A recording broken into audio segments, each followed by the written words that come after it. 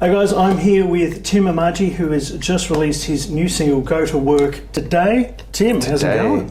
Nice to meet you, man. Awesome. Now, actually, we have met briefly before. Okay. I'm not expecting you to remember, and this is very awkward now. This isn't one of those sort of establishing that we go back really far. Okay. But last year at the Arias, you arrived on the red carpet late. Like everyone was packing up. Wow. And instead of rushing in, like a lot of other people were doing, you actually took the time to come across to a lot of the smaller media outlets like ourselves, and still had a chat. Cool. And first of all, from someone in our position, that's really appreciated. Awesome.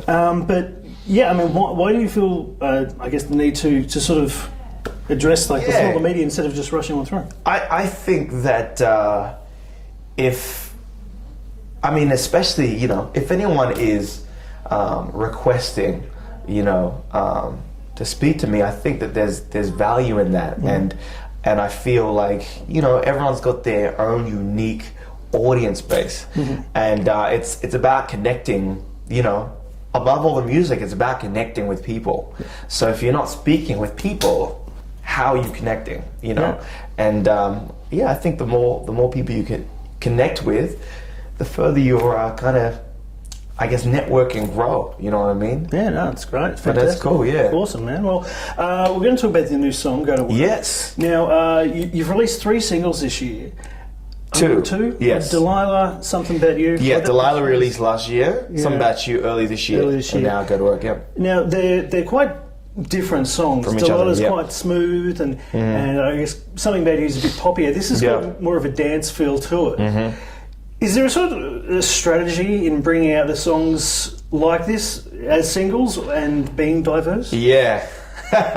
There is a method to the madness. I think because from the time I started really releasing music in 2011 to about the end of 2013, it was pretty much one thing.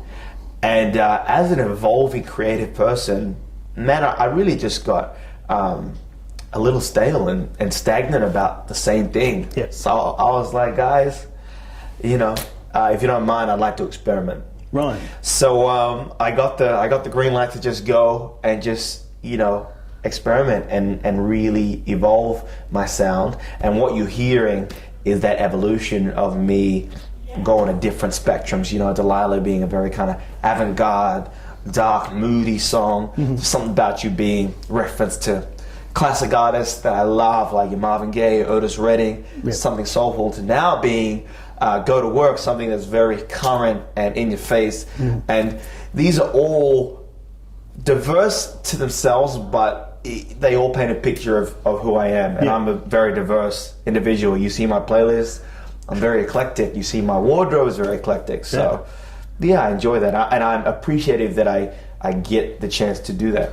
That's awesome. And is that the reason why the project is now Tim Omaji as opposed to Timomatic, because it's more personal? Correct, 100%. I think that, it's almost like I'm showing you my own personal kind of photo album, you know what I mean, of the things that I've liked over the years that have kind of created who I am now as an artist. And it's exciting to kind of bring people closer.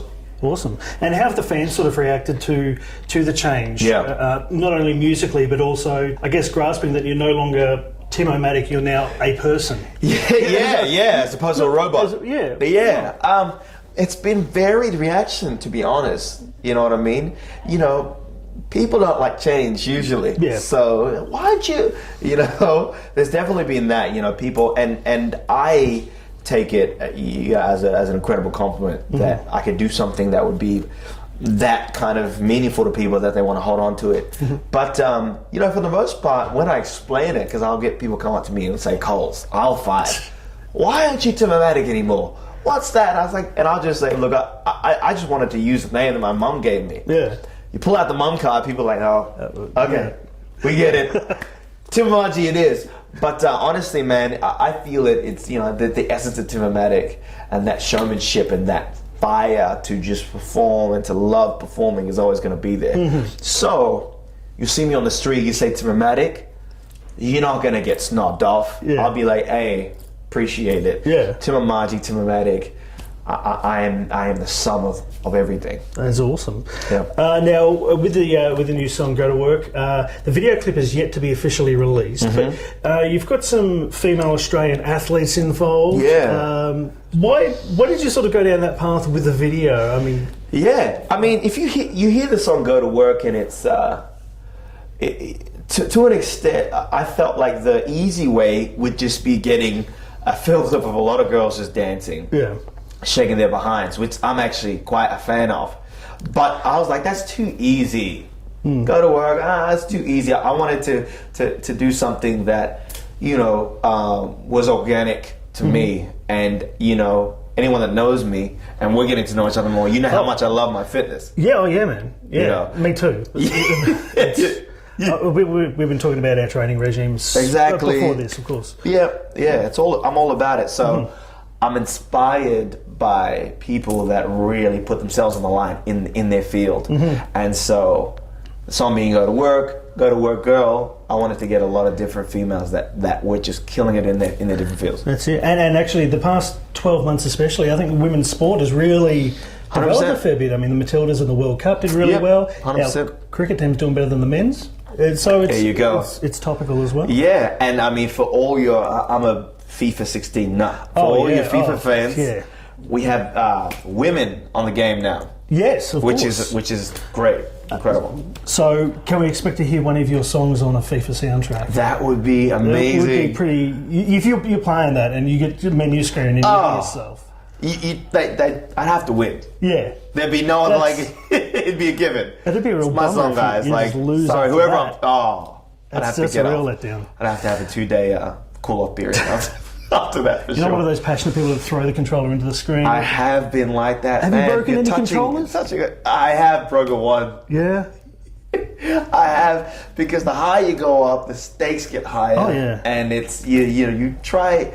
FIFA is a beast. It is addictive. It is very addictive, but love the game. Yeah, no, definitely. Now, with Go to Work, you've worked with a number of people, including M-Phazes, who is just coming off the back of a Grammy, working with Eminem. Yeah. What was it like getting him? Because he just added a few final touches towards the song. Correct. What was it like getting his sort of, I guess, spit polish on the track? I mean, to work with someone, obviously just recently winning a Grammy, and it was crazy because I think he added what it needed to be. You know what I mean? The extra part that kind of made it just a song that was kind of cool to a really standout song that I felt could really garner the attention that it deserved.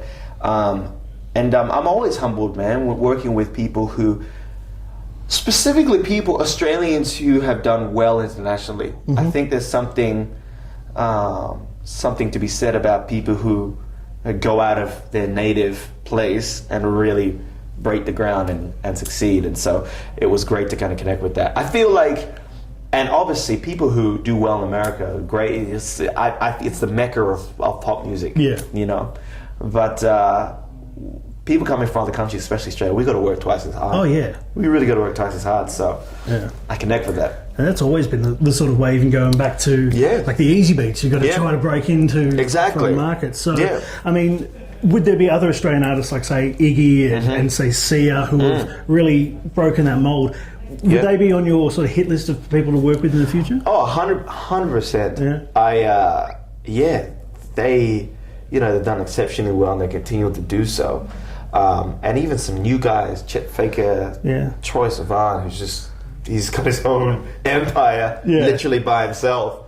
It's an inspiring time for Australians, and Australians seem to be more and more the flavour of what's going around worldwide. So I'd love to kind of collaborate and to join the rest of the team and just represent this country. Definitely. Represent obviously my native country, Nigeria, as well. And it's funny going over to America and saying, "Oh, look, I'm Australian." They don't believe me. They're like, "What? What? You look?" I'm like, "Gotcha. I'm Australian." So it's cool. That's all good. Well, you've released the 3 songs in the last 12 months. What is the plan? Are we looking at an album coming out in 2016? Yes, definitely. I've been working on the album for about 18 months now. Right. And I like this. I just actually worked it out, and it's perfect expression takes time. Oh, of course. You know, because I've heard the saying perfection takes time, but I think perfection is very that's very subjective. You know what I mean? Yeah. And in art, I don't think you can be perfect. I think you can just be completely real and honest to whatever it is you believe. Yeah. And if people dig that, they dig that. Well, that's the thing. Is there such thing as perfection when it comes to the music? Because one person's Mozart is another person's Limp Bizkit. So I mean, where do you really? That's I don't amazing. know why. You went there. Yeah. You plucked it.